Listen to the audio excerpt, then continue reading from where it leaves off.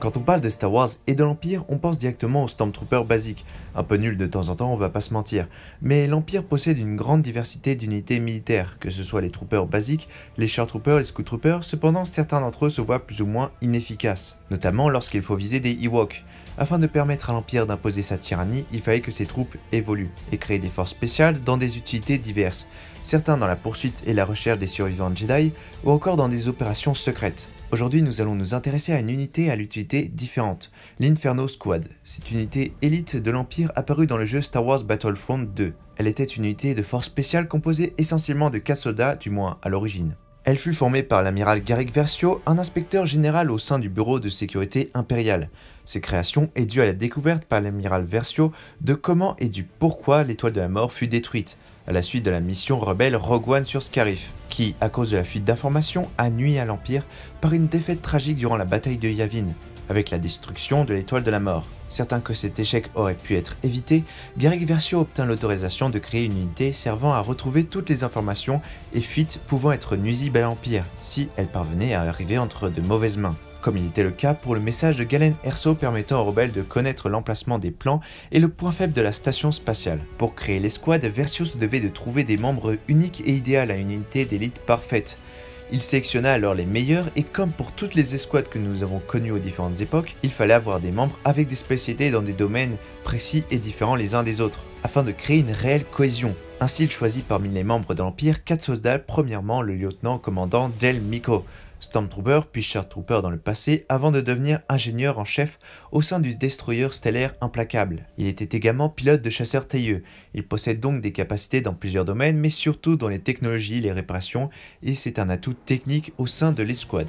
Deuxièmement, nous avons une jeune femme du nom de Sain Marana. Avant de rejoindre l'escouade, Sain était une cryptologue au sein de l'agence du renseignement naval. Son principal atout était son intelligence, sa mémoire, puisque en effet, Sain Marana, durant sa formation dans l'académie impériale, monta rapidement en échelon, jusqu'à atteindre le rang de major de sa promotion, avec 1 an d'avance sur les autres cadets. Et ses capacités de mémoire lui donna donc des fortes compétences en termes de traduction, connaissant alors de nombreuses langues et formes de communication, mais elle était également très douée en tant que tireur d'élite. Troisièmement, nous avons Gideon Ask, originaire de Kuat. Lui possédait des capacités militaires, sortant premier de sa promotion dans l'école de formation des futurs chefs impériaux. Il se démarqua également de le pilotage de chasseur tailleux où il montra ses performances et ses prouesses et qui lui ont permis d'obtenir la décoration de Grimstone Star afin de le féliciter de ses performances exceptionnelles face à l'ennemi. Et enfin, nous avons la bien connue Iden Versio, fille de l'inspecteur Garrick Versio lui-même. Suivant son chemin militaire, elle étudia à l'Académie impériale, puis ensuite rejoint les rangs de la marine impériale et fut enfin affectée à l'étoile de la mort. Elle obtint un poste de pilote, notamment lors de la bataille de Yavin, durant lequel elle a tué de nombreux rebelles. À la suite de l'explosion de la station, elle parvint à atteindre Yavin 4 et à voler un vaisseau afin d'atteindre le système Osnian. Elle fut donc l'une des seules survivants avec Dark Vador de cette tragique défaite. Iden avait donc été éduquée dans l'entraînement physique et mental afin de repousser sans cesse ses limites. Ainsi, ses capacités étaient donc un atout essentiel au sein de la nouvelle unité. Une fois tous les membres trouvés, l'amiral Garrick Versio les convoqua tous les 4 à une réunion au quartier général du bureau de la sécurité impériale sur Coruscant. Tout en leur montrant un hologramme de l'explosion de l'étoile de la mort, Versio leur annonça la formation de l'escouade Inferno. Mais afin de créer l'escouade, Versio estima nécessaire qu'un dirigeant soit établi parmi les 4 membres, et cela à l'aide d'un plan d'attaque pour leur première mission.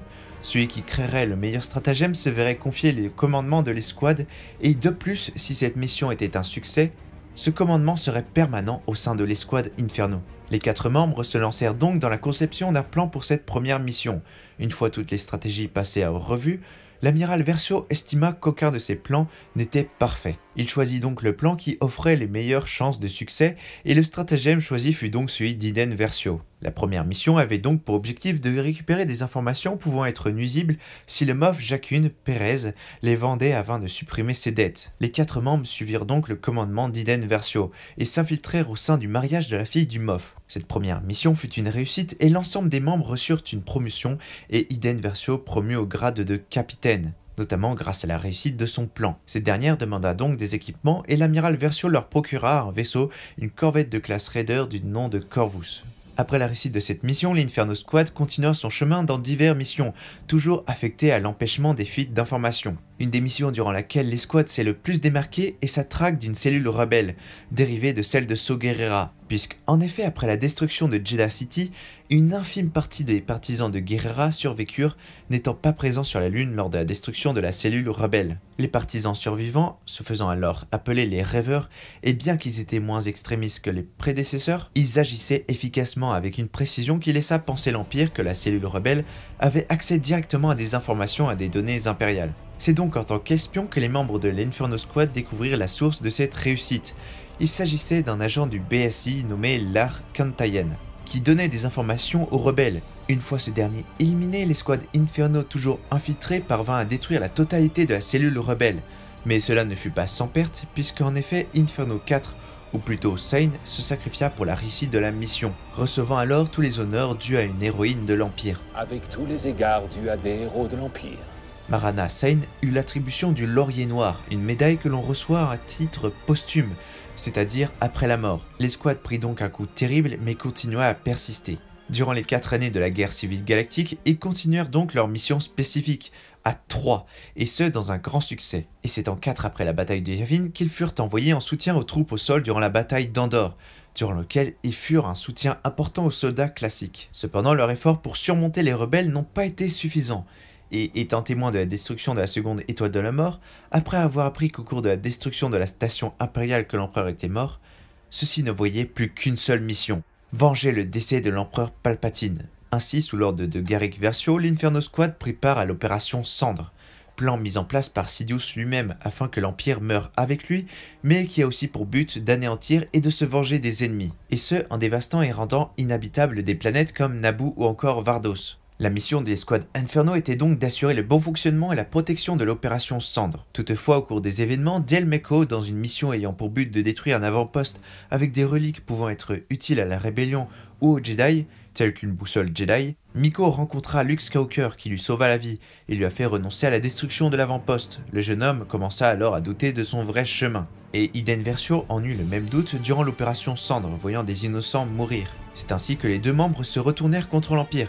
Cependant, Gideon Ask n'en eut pas la même vision et préféra continuer à servir fidèlement l'Empire. Les squads Inferno étaient donc divisés, et Iden et Miko décidèrent de rejoindre Lando Calrissian afin de rejoindre les rangs de la rébellion, participant ainsi à la destruction de l'Empire au sein de la bataille de Jakku. Les squads Inferno étaient donc désormais affiliés à la Nouvelle République.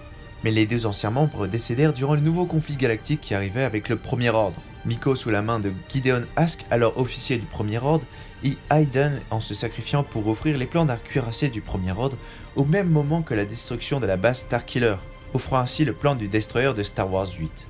Toutefois, l'Inferno Squad continua de persister à la suite de ces événements avec de nouveaux membres, dont la fille d'Iden Versio, Zay. Voici donc l'histoire de cette escouade bien connue dans l'univers des jeux vidéo Star Wars, apparue dans Battlefront 2 et dans le livre L'Escouade Inferno. Leur utilité au sein de l'Empire et également au sein de la Rébellion montre l'efficacité de cette unité, et elle aura marqué les époques. Voici donc la fin de cette vidéo, elle est en lien avec la review sortie il y a 2 semaines du set Lego fait par Krennic Trooper spécialement pour cette escouade. N'hésitez pas à aller la regarder, le lien sera dans la description. En tout cas, merci d'avoir regardé. Si la vidéo vous a plu, n'hésitez pas à déposer un maximum de likes pour plus de vidéos de ce style. N'hésitez pas à vous abonner, mais également à partager, ça me soutient énormément et c'est vraiment important. Bref, merci d'être passé sur cette vidéo, prenez soin de vous, à mercredi amis, et que la force soit avec vous.